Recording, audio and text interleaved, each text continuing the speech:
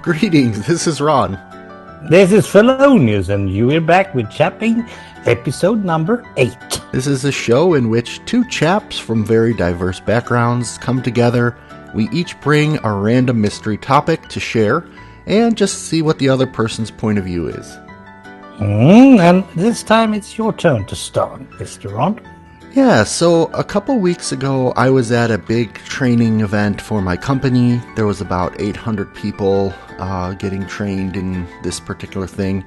And one of the things that they always do in the plenary session is they have like some outside person come in and energize us, either with drums or with jokes or whatever. And the guy that was there last time, he was just giving sort of motivational speech on various things. But one thing that he said kind of caught my ear, and then I sort of got distracted from what he was saying and started thinking about it. And it's the question of, why do we laugh? Oh, yeah. Now, I did some initial research. I'll just get that out of the way. I found some articles online. One in particular was on this website called WebMD, which is kind of the place where people go to diagnose their own diseases and scare themselves. And all the hypochondriacs in the world, let's get together. Yeah, and there's this researcher named Robert Provine who did some kind of a study. I won't give you all the details, but he said that only 10 to 20% of laughter comes from like intentional jokes. Okay. And he said that, there's different types of laughter. There's like nervous laughter, there's evil laughter. There's obviously joke laughter, but mostly laughter predates language. So if you think about a baby will laugh even before they know any words. Oh, yes. And that laughter is contagious. It's a social thing. And most people most people unconsciously or consciously laugh to purposely get others to laugh more than to laugh themselves, if that makes sense. Yes, but it might actually change during the years. Okay. And there are animals that laugh, so it's not just a human condition. Nope. So he talks about all this. People can look up various articles on this, but I was really thinking about this. So why do we laugh? And why is it that if I watch a sitcom that has certain types of jokes, I will laugh or not? And somebody sitting next to me may laugh at something different.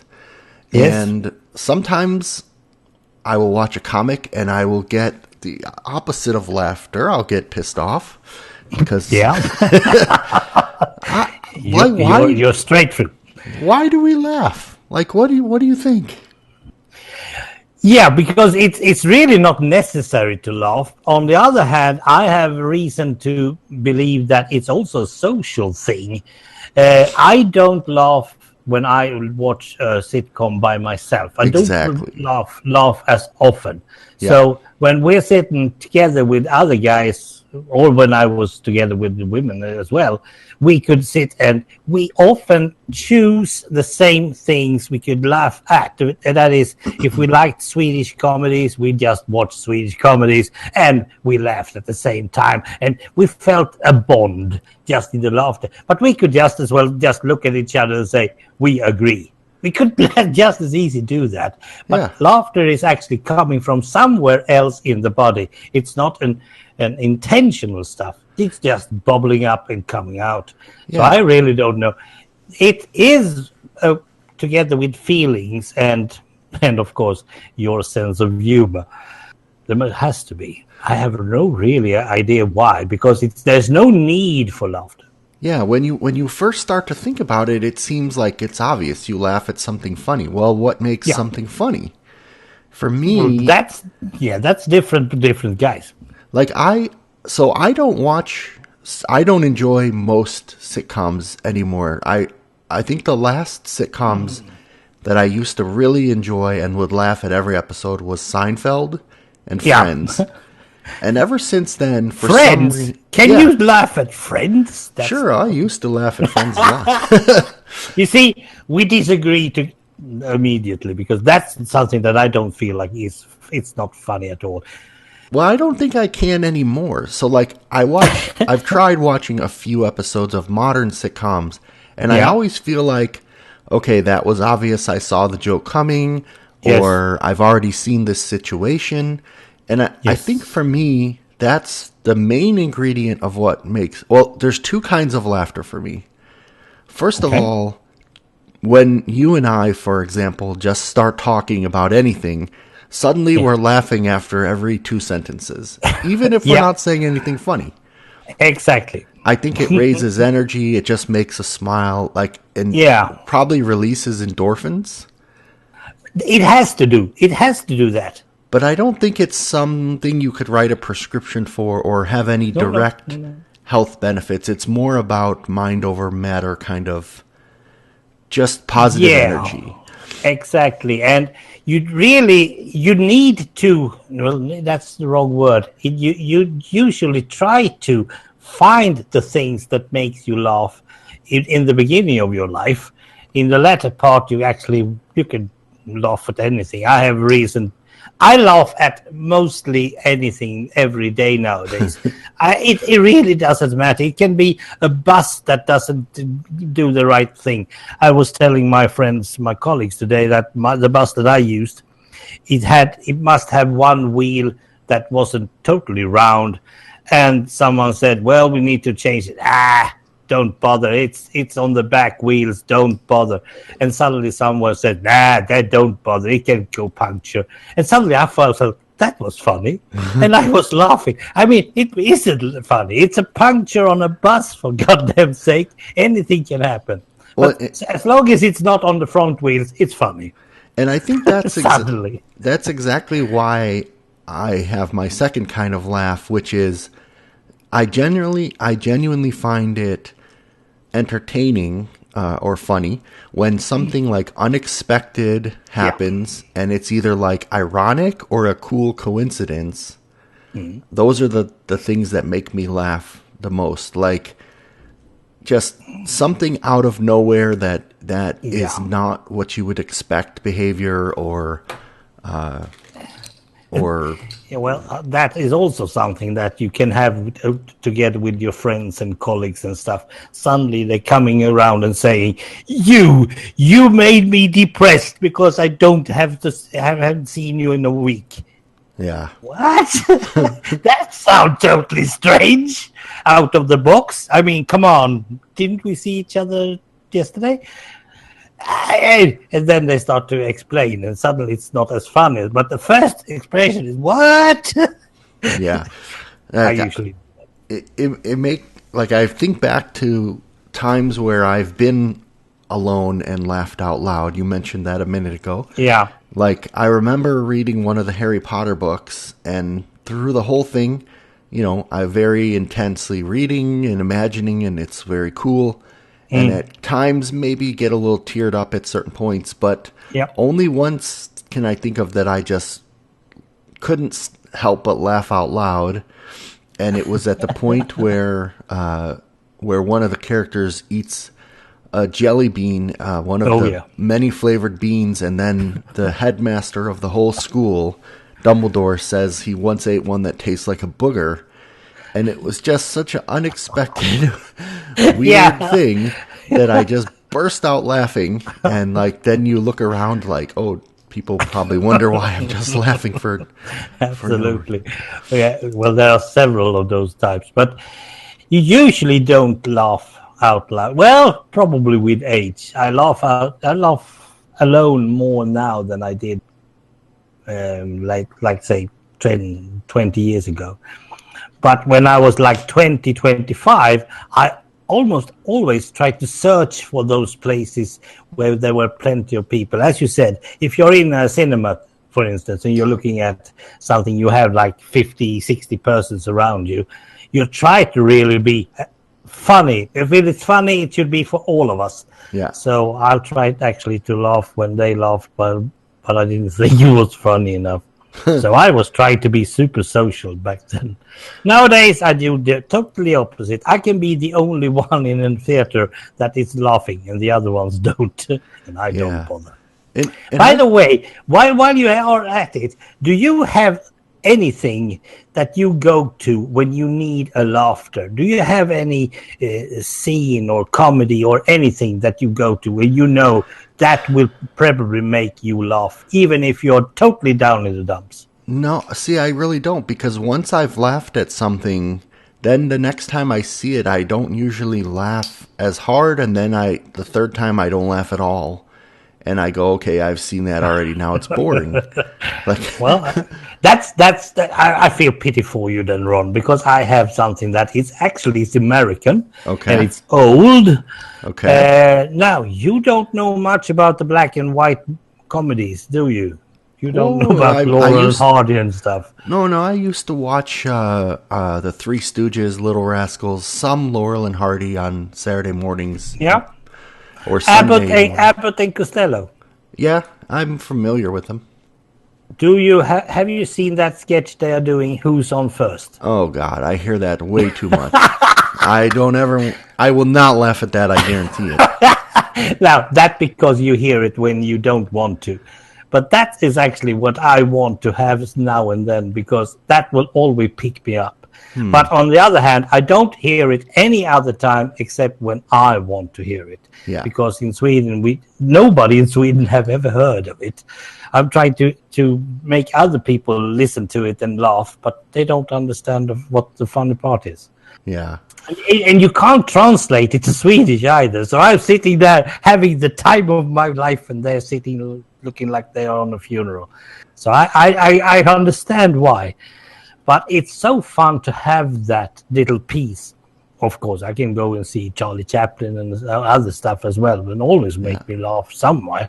But it's always good to have something that you can go back to, a book or anything. I think part of my problem is when I find something that makes me laugh. Like, let's say I remember watching the first Star Wars movie. There's this scene where they're in the Death Star and the doors are closing and the droids are locked in this room and these stormtroopers are coming after them. And this one stormtrooper hits his head on the descending door.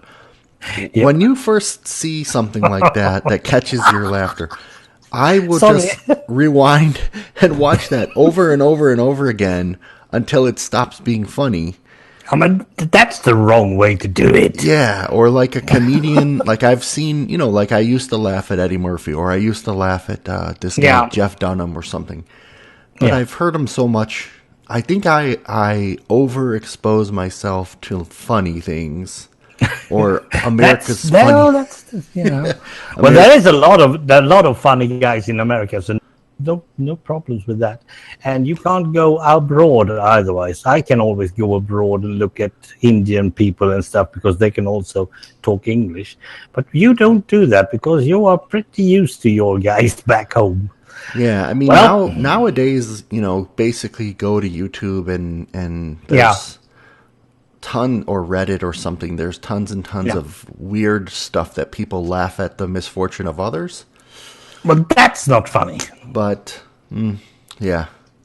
We had some... Well, that was an American show. I don't know if it's still going on. America's... Funniest Home Videos? Yes, thank you. AFV. I like that a lot, the first 3 or 4 seasons. But then it looks like they do them because they want them to look funny. Yeah. And they are not really... They're not real anymore. Yeah, every once in a while, my family and I will just watch an episode randomly, and I'll maybe laugh at one of all the skits. Yeah. Genuinely laugh, but it's a lot of, okay, this guy's going to get hit in the nuts. I've seen this before, so... We also have all these bloopers that when back in the 80s, at least, when they showed the bloopers from different types of shows. Yeah. Even if I hadn't seen the show itself, it was funny to look at the bloopers. But nowadays, I've seen too many. There's not enough fun in them. So I don't exactly know why we laugh. I don't know if we'll ever solve that mystery, but... No. I'm afraid if I look too deep, I may stop laughing entirely. So Exactly. maybe I'll leave it there for today. Yeah, that's probably the right. So let's then go over to more serious things. I'm Oh, going to yay. make you a challenge. Okay. Well, this is actually you giving me a challenge that I give back to you. Okay. Okay.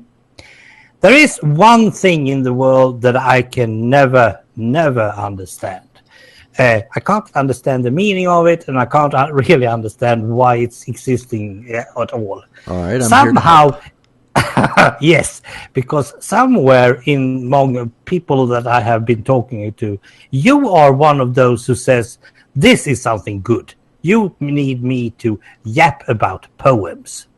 Oh, For me, interesting. poems is the most annoying. I mean, why does it even exist? I can't see the reason for them to be existing. They don't give me anything. And I've even had a teacher in history of literature trying to explain it to me, and he couldn't. So, Mr. Ron Smallick, what's so freaking good about poems? Okay. I can only answer this for myself, That's good but enough. I think that so if you like prose, if you like just normal written stories, Yep. Give me a poetry novel anytime. poetry is taking that concept but doing it with some kind of constraint on either the structure or the length or the type The of rhyme. details. So it's more of a artistic or challenging way to convey something, and in a lot of cases you just convey enough to leave the reader to fill in the blanks with their own details. Okay. So to me, I think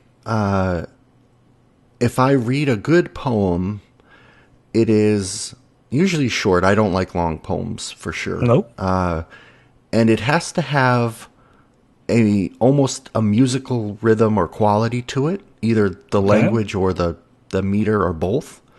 Yep. And it's like lyrics to a good song. It tells a whole story with few structured words, and it's just, I applaud the effort and also the creative ability to get the point across in that format. Yeah. That so far I'm with you because that's construction. So I can, and I've seen haiku, the Japanese haiku. Yeah. Or is it? Yeah, they are totally constructed, and it like we also had back in the 1700s. I think you had the sonnets, the Shakespeare sonnets and stuff. You can read them, but it's still not enough for me. I mean, I can see the rhyme and the rhythm and all that stuff. And I have even read Viking poems, which should be so fantastically well, blah, blah, blah, blah. No way. They can't sell it to me. So Yeah, but you are on something that I haven't really heard of, because you are into the constructive stuff. yeah, so I keep a document of, so as I go through my day, just random phrases that I think of or people say, random words or sentences just come to me, and I go, that's an interesting piece of grammar, and I file it away. And then every once in a while, I'll go to this document and I'll look at these individual phrases and see if it blooms into something else. So Blooms into a story with the rhymes and construction of a poem. yeah, so like I just opened it up and I'm just gonna look at the latest one that I added. Right? It says, This is cool. I can't wait until you are old enough to sit in the front seat. Ooh. That's all it says. And in my mind, it paints a whole image of my son and being proud of him and waiting for him to grow from a teenager or into a teenager and adult who no longer sits in the back seat but now can sit in the front seat of the car. Yeah.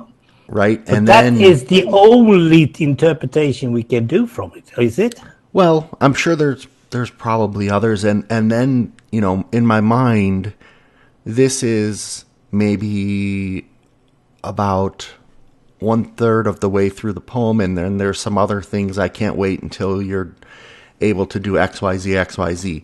So the whole poem is like, I can't wait till you grow up and I see what kind of man you are. But I never actually will say that. I will just allude to it through things like, I can't wait till you're old enough to sit in the front seat. Or, and so this poem is unwritten, and of course, it's not existent. It's like, it's there in my mind, and I can see, maybe 12 lines, and they're all grayed out, and I can only see line number 3, which is the one I read, and the rest are grayed out and haven't been surfaced yet. No, but it will, because you're still companion to your son. So whenever you see him do or think or say anything, you will probably get back to your poem again. Now, there is something positive in what you said, and to me, poems is often negative. It's blues. It's sadness. It's sorrow. It's heartbroken. A lot of heartbroken stuff is written in the poems. Yeah, could be. Probably it's because I've only read mostly Swedish poems. Perhaps that's the problem. No. I should probably go outside my own country, because in Sweden it seems to be that every time someone is sad, they are going to write a poem that is totally more sad than them. Well, and one more thing while we're still at it, the Swedish ones, because we can leave them behind or later. No, almost every Swedish poem writer has actually gone and killed themselves. I think you're generalizing, but I get what you're saying. No kidding! So I think that the majority of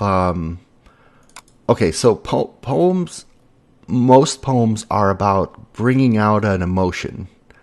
It could be good. It could be bad. I think in our daily lives, the emotion of like depression, sadness is less frequent, hopefully, but hopefully also very strong. And it makes really good material for a poem. Okay. So a large amount of poetry probably is focused around exploring those kind of feelings. And it's interesting to just sit and explore sadness once in a while, or explore something like that. But I do know that there are lots and lots of other, like Shel Silverstein is probably one of the first poets I ever heard of when I was growing up, and it's all funny, interesting, clever stuff that you can read as a kid or an adult. So I don't generally read. I don't like to read depressing stuff. I like to read creative. That's why I'm asking you, because I know that you're not into that black hole of sorrow and sadness if you don't have to. No. And by the way, do you have one favorite poem you can just snap with your fingers? Do you have it in your mind? Yes, and I actually have it. I knew that. Coincidentally. So this is a poem. It's by a guy named Glenn Maxwell. Oh, right. And for the life of me, I cannot remember why I found this poem or anything like that. But it's called "The Boys at Twilight." Okay. And it's. I'll just read the first part. It's Do in. so. I don't know the official name for this structure, but there's a whole bunch of sets of 3 lines each. Okay. And I don't know how many there are. And there's definitely a rhyme scheme. The first and the third lines, actually all 3 lines rhyme. I'm particular to rhyming, or loose rhyming, by the way. Okay, so I'm just going to only read the first part of this, and then I'll tell you what the rest of it means. The boys at twilight. Alive to the lilac, dead to the blue, bees in the act till the lilac's through. There's a boy with you and a boy with you. And the boy with you as the sun goes red, and the lamps go rose, and the old to bed, has remembered words you forgot you said. If the time comes up when the mind is ruled, then the nastiest face you have ever pulled can't winch you clear of his lost new world. It goes on, and it the words they use to me paint this picture of being a young boy and enjoying all kinds of different things. There's some stuff about the ring and the race and the telescope, and all of these things. And then it talks about a serious man on the end of his rope, and it talks about, I think it alludes to growing up and going off to war and remembering. Even that, yes. Remembering, follow it out to the woods they know, like your memories. So it's got like nostalgic bits. It's kind of like this whole story from beginning to end of a boy, and it's called The Boys at Twilight. So it's, in my mind, it's somebody at old age remembering that they are at heart still a boy, but just this whole concept of it was colorful and bright, the part you read, so it doesn't feel like that hard. I mean, we can always remember our life so far. Yeah, and anyone who reads it could interpret it differently. Who knows if I even have it right? I don't even know other poems by this particular author, but somehow I found this one, and when I read it, I was like, this is me, because I'm always thinking about when I was a kid, I remember XYZ, like the nostalgia of childhood memories and wishing I could go back to that one moment and savor all the senses of it. You are not kidding, man. That's what resonates with this one with me. So, all right. Well, do you see, you have a personal, let's say you have a personal relation with your poem and your poems. Yes. And I haven't gotten that. And probably because I am a novelist. I read novels. I want the long story. Mm-hmm. I don't want to be able, or should I say, I don't want to do all the reading in between the lines, all the interpretation. Perhaps that's because I'm not into that. But there is one thing that really disturbs me. Somewhere down on the line, I have been thinking about writing my own story, and I can't, because it's either too long or too boring, and. Yeah, but you know what I mean. Yeah. If it becomes too long and you suddenly came up with details, that's really not. That hasn't happened to everyone. Everyone has been to school. So what? I mean, it's no fun in that. If I could do that like a poem, however, but I'm not a poet. I'm not do poetry. I don't do that at all because I don't like it. Yeah. So I feel like I'm missing out on something at the same time as I can't agree with it. It's a bit strange. But I must say, you have actually taught me one thing that I didn't know before, and it is that you are looking at it as a construct. I never thought of it as a construct that way, that you really look at it as a construct. Well, I think when I read a poem, it has to sound good. It has to trigger the right memories in me, right, and sound good. And then I notice that it happens to be a construct. There's a lot of poetry which is very close to prose, very close to just normal written word. Yeah. But they try to use a certain flowery language or a certain thing that you could easily pick it up and call it a book. Unless I told you it was a poem, you wouldn't think of it as a poem. Oh yes. And there's also people that write books who I think write in a poetic way. Yeah, well, that's something different, isn't it? Yeah. And so there's like a blurry space, but there's also a lot of time. So if I just wrote 4 lines on a piece of paper and gave it to you and had you read it, if I told you it's a short story, it's the beginning of a short story. Yeah, you might think or feel a certain way about it.